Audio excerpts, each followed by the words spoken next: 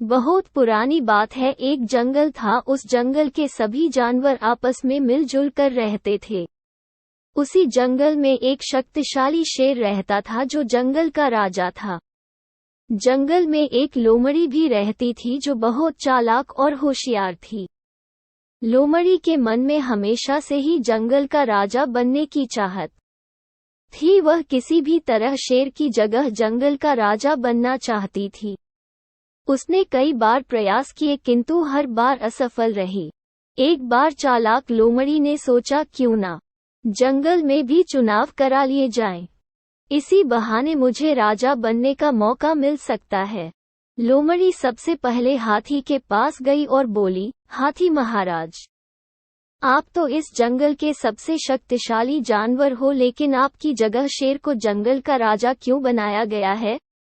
इस जंगल का राजा तो आपको होना चाहिए।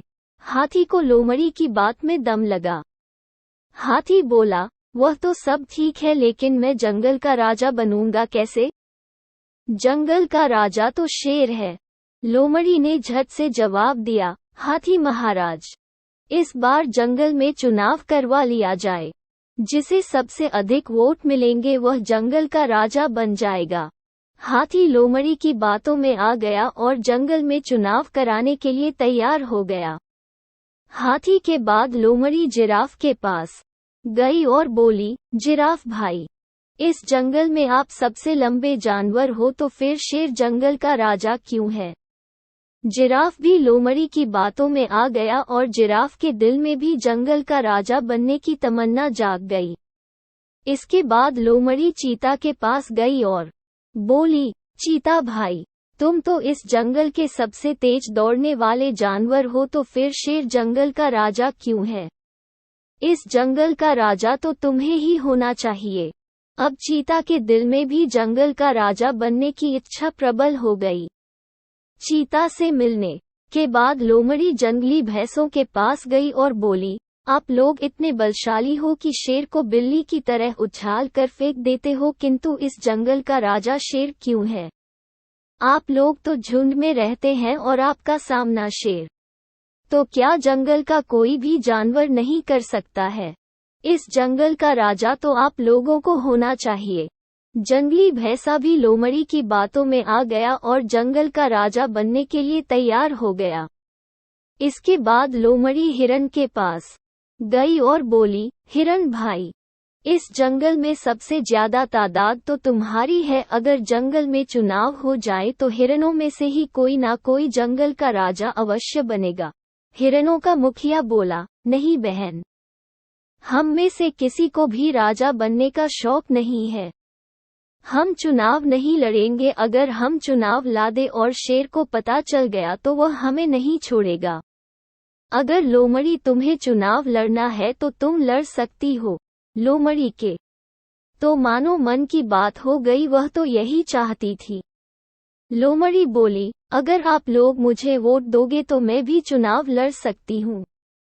हिरन ने लोमड़ी को वोट देने के लिए हामी भर दी।